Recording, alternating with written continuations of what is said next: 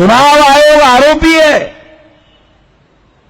चुनाव आयोग अगर आरोपी है, आरोपी कैसे कह सकता है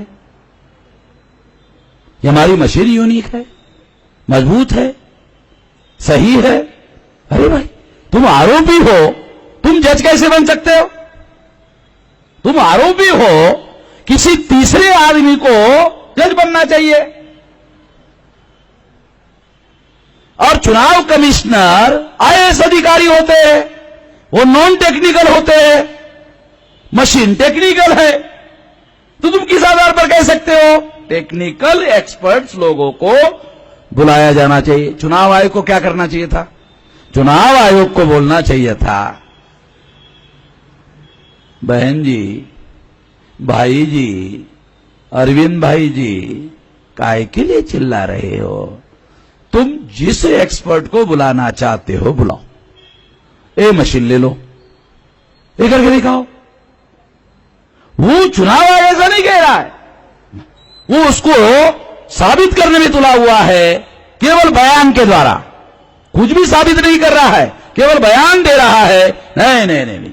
हमारी मशीन जो है बहुत सुरक्षित है, मजबूत है, यूनिक है। अरे भाई, आप पर आरोप है, आप ऐसा क्यों कह रहे हो?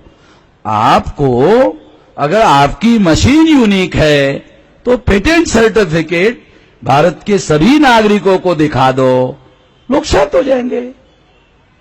आपके पास पेटेंट सर्टिफिकेट नहीं है, आपके पास में दुनिया के किसी एक्सपर्ट्स लोगों का कोई सर्टिफिकेट नहीं है।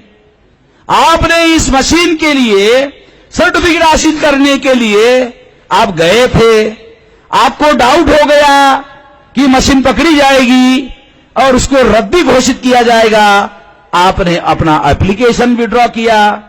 इसका भी हमारे पास डॉक्यूमेंट्री एविडेंस है, हमारे पास एविडेंस है।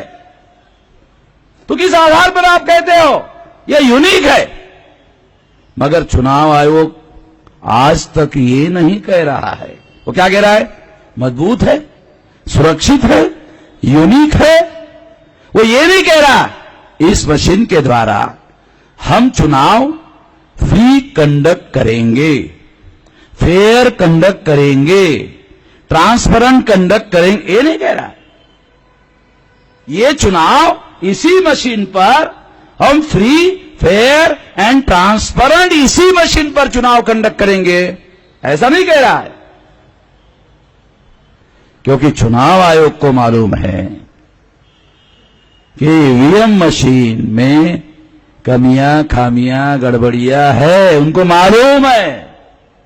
मैं ये कह रहा हूं, चुनाव आयोग को मालूम है, और मालूम होने की वजह से चुनाव आयोग ने पेपर ट्रेल मशीन नहीं लगाया। जैसे ही भिंड में लगाया पकड़े गए, जैसे ही धौलपुर में लगाया पकड़े गए। इसका मतलब यह है पेपर ट्रेल मशीन इसलिए नहीं लगाई गई क्योंकि चुनाव आयोग को मालूम था ईवीएम में गड़बड़ी है। पेपर ट्रेल लगाने से घोटाला पकड़ में आएगा, ये घोटाला नहीं पकड़ा जाए इसलिए पेपर ट्रेल मशीन नहीं लगाई जाए। इलेक्शन कमीशन ने जानबूझकर पेपर ट्रेल मशीन नहीं लगाया। साथियों, अब हम लोगों ने निर्णय किया, हमें ईवीएम नहीं चाहिए, हमें पेपर ट्रेल भी नहीं चाहिए, हमें बैलेट चाहिए। 80% से ज्यादा लोग भारत के 80% से ज्यादा लोग भारत के या तो अनपढ़ है या तो आधे पढ़े लिखे, या तो अनपढ़ है या तो आधे पढ़े लिखे हैं। और जो 20% पढ़े लिखे हैं उसमें कितने परसेंट लोगों में साहस होगा, हिम्मत होगी कि इस दौरान, इलेक्शनिंग के दौरान जब उस मशीन में गड़बड़ी हो रही है तो कितने वोटर में इतनी हिम्मत होगी कि उसकी कंप्लेन करे? मैं नहीं जानता कि इतनी हिम्मत बाकी बचे हुए वो 20% लोगों में होगी। और अगर 80% लोग अनपढ़ और आधे पढ़े लिखे हैं तो निश्चित रूप से उनके सामने ये मशीन गड़बड़ी करती रहेगी और उनको पता भी नहीं चलेगा और वो कुछ भी करने की स्थिति में नहीं है। इसलिए भारत में बैलेट पेपर हमारे लोगों की जो एजुकेशनल स्टैंडर्ड है और टेक्निकल जो जानकारी है, अवेयरनेस है, उसके आधार पर केवल बैलेट पेपर ही हमारे देश के लिए सुरक्षित है। इसलिए बैलेट पेपर के आधार पर चुनाव होना चाहिए। इसलिए 25 मार्च को हमने 72 घंटे का धरना प्रदर्शन किया। आने वाले समय में 21 अप्रैल को सारे देश भर में प्रदर्शन रैलियां की जाएगी। उसके बाद में हम लोग नेशनल एक्सप्रेस हाईवे और नेशनल रेलवे का हाईवे और उसके बाद में फिर स्टेप बाय स्टेप ये आंदोलन लगातार आगे बढ़ाते रहेंगे। एक और बात भी मैं आपको कहना चाहता हूं कि लोकतंत्र बचाने का ठेका अकेले वामन मेश्राम का नहीं है। ये थोड़ा मैं आप लोगों को बताना चाहता हूं कि अकेले वामन मेश्राम का ठेका नहीं है ये लोकतंत्र को बचाने का। सभी लोगों की जिम्मेदारी है, सभी पार्टियों की जिम्मेदारी है। और मैं ग्रास रूट डेमोक्रेसी में जो ग्राम पंचायत है, तालुका पंचायत है, जिला पंचायत है, नगर पालिका है, महानगर पालिका है, यहां में जो काम करने वाले कार्यकर्ता है उनको एक खास बात आपको बताना चाहता हूं। मुझे माफ करना ये बात बताने के लिए पहले कह रहा हूं कि आपके पार्टी के नेता ऊपर सौदेबाजी करके कि एमएलए में हमको भी फायदा थोड़ा सा होना चाहिए, हमको एमपी में भी थोड़ा बहुत फायदा होना चाहिए, इसलिए उधर उन लोगों ने सौदेबाजी की है। मगर ग्राम पंचायत, तालुका पंचायत, जिला पंचायत, नगर पालिका, महानगर पालिका के जो कार्यकर्ता है, ये जो ग्रास रूट डेमोक्रेसी है, ये जो कार्यकर्ता है, इनके तरफ पार्टी के जो हाईकमांड के लोग हैं वो ध्यान नहीं दे रहे। बैरट साहब, आप लोगों को खास बात बता रहा हूं, आपके पार्टी की हाईकमांड के लोग आपको इस लड़ाई में साथ नहीं देंगे। बोले कि हमारा एमएलए का तो हो जाएगा, हमारा एमपी का भी हो जाएगा, हमारा तो सौदेबाजी है, सेटिंग है। वो सेटिंग के बारे में भी मेरे पास बहुत सारे सबूत है।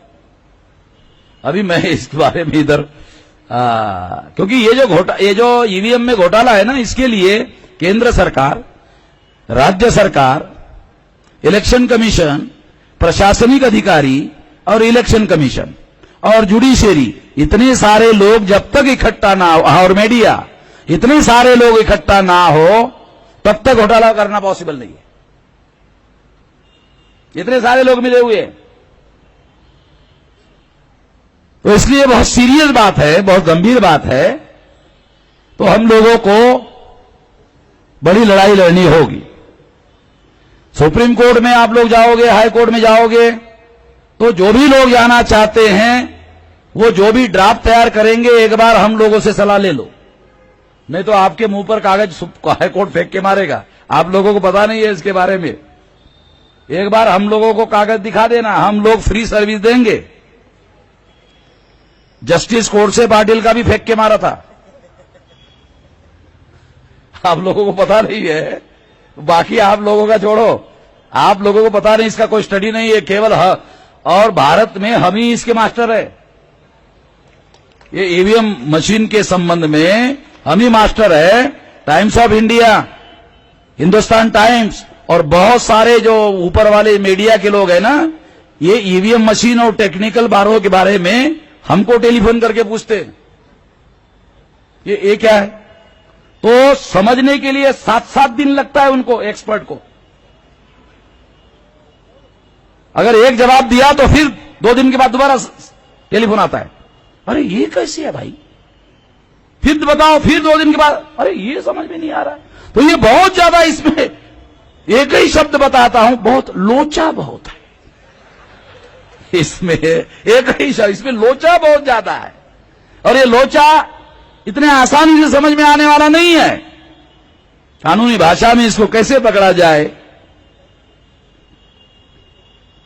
ये तो अरविंद केजरीवाल को भी बड़ा हैरानी हुई कि आपने ये केस लेके गए कैसे, और कोर्ट ने आपकी बात को एडमिट कैसे किया। पहले तो वो हमको ये कह रहा था कि आपने हमको चुनाव के पहले क्यों नहीं खबर किया,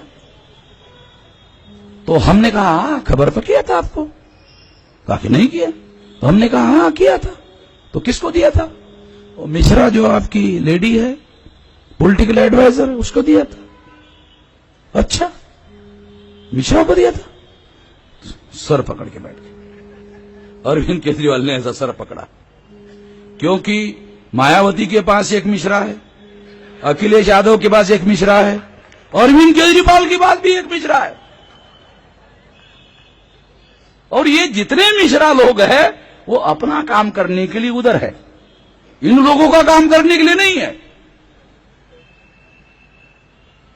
अभी पता चला अरविंद केजरीवाल ने वो मिश्रा को हटा दिया, तो उसको भी मालूम हो गया कि इन्होंने हमको चुना लगाया कि हमको डॉक्यूमेंट दिया नहीं, हमने तो दिया था उसको।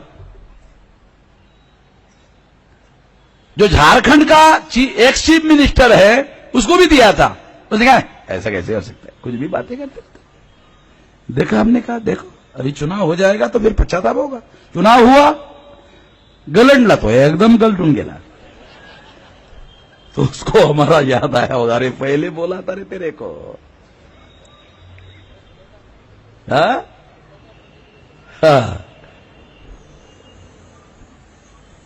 साथियों, तो जिस किसी को भी कोर्ट में जाना होगा, ये तो कोर्ट के झंझट में मत पड़ो, मैं आपको बता रहा हूं। और अगर कोर्ट में जाना है तो वो ये जो आपने केस का मैटर डिसाइड किया, ड्राफ्ट बनाया, वो ड्राफ्ट आप हमको दिखाओ। मैं क्यों बोल रहा हूं, क्योंकि हमने सुप्रीम कोर्ट के वकील से ड्राफ्ट तैयार नहीं किया, हमने किया। वकील सुप्रीम कोर्ट का बोल रहा, किसने लिखा, क्या हमने लिखा। तुम कितने पढ़े लिखे हो, कि हम तो लॉ नहीं है, कैसे हो सकता, अरे हमने लिखा भाई। तो वो उन्होंने हमको ऑफर दिया, हमारे पास रहो, आपको लाखों रुपया मंथली देंगे। हमने कहा नौकरी करना था, साले सड़कों पर काहे को घूम रहे हम लोग, हाँ तुम्हारी नौकरी करना था तो सड़कों पर काहे के लिए घूम रहे, हम तो साली आजादी की लड़ाई लड़ रहे, नौकरी करने के लिए थोड़ी लड़ रहे। तो इसलिए आने वाले समय में हम लोगों को मुश्किल लड़ाई लड़नी होगी, और 2019 के पहले पहले ईवीएम का खात्मा करना पड़ेगा। ईवीएम का खात्मा करने के लिए आप लोगों का साथ सहयोग चाहिए, आप लोगों का साथ सहयोग मिलेगा, इस आशा और विश्वास के साथ आपने मेरी बात ध्यान से सुनी, इसके लिए आभार, धन्यवाद।